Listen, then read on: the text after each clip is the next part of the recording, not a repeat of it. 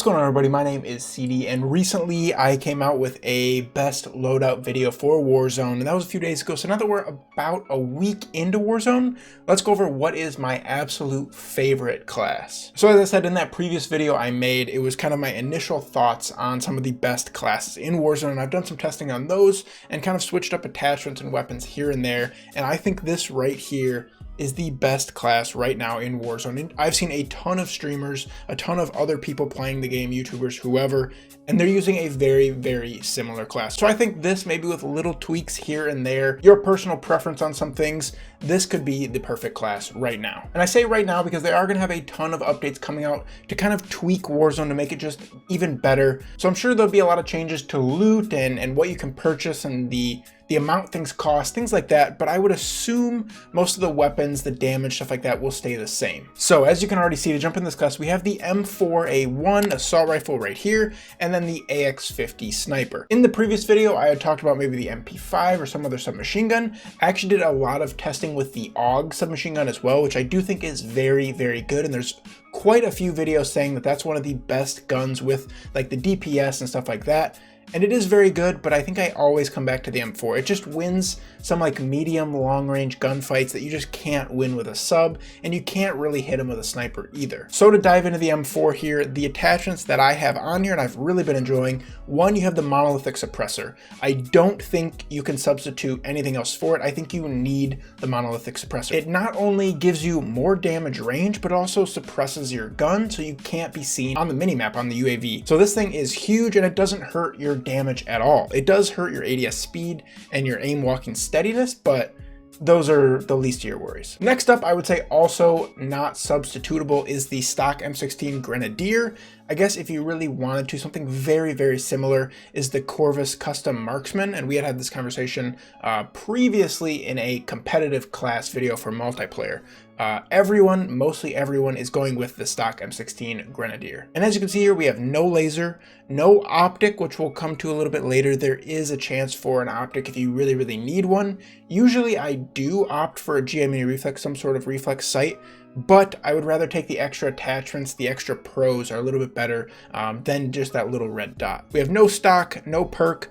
Here we have the stippled grip tape, which I believe either this one or the commando foregrip is what you can take off in substitution for that optic. So we have the stippled grip tape, which helps with your speed. It kind of picks up what the monolithic suppressor is hurting. And then we have the 60 round mag, and that's because people take a ton of bullets in Warzone. They're like sponges. So the more bullets you can have without reloading, the better. So go with just the 60 round mag, why not?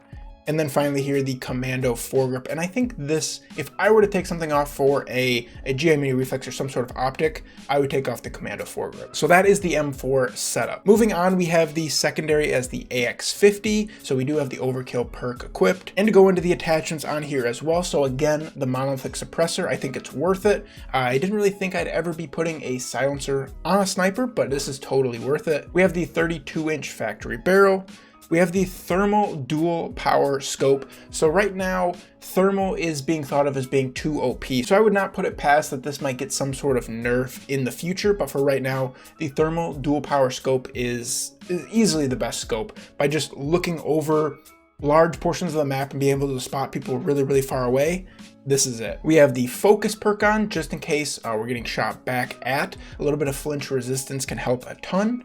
And then the stippled grip tape for a little bit of speed, so you're not super, super slow with your sniper. So for the perks on the class, this is something that I've tested quite a few different perks, and this is, I think, the best loadout that I could find. So we have cold-blooded, so you're not seen by other thermals, makes you a little bit tougher to spot.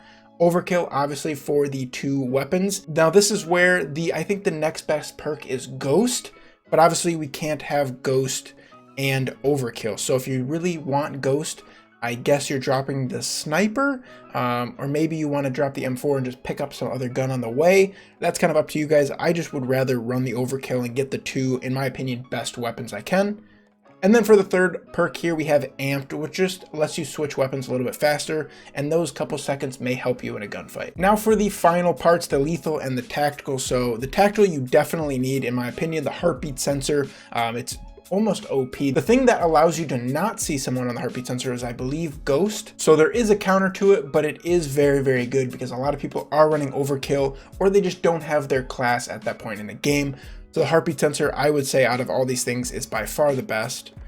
And then here I have a frag grenade, which I've become less and less a fan of in Warzone. And I'm thinking of switching to like a Claymore, something that could be more useful to actually playing in Warzone. I feel like I'm not getting any hits with the frag grenade. So that, in my opinion, is the current best class in Warzone. There may be some little tweaks here and there, kind of to your playstyle or to your personal preference, but I think that's it. So if you guys have enjoyed this video, please click that like button down below. So if you guys have not already, for more Warzone content coming out here soon, we'll see what else they come out with in the coming weeks.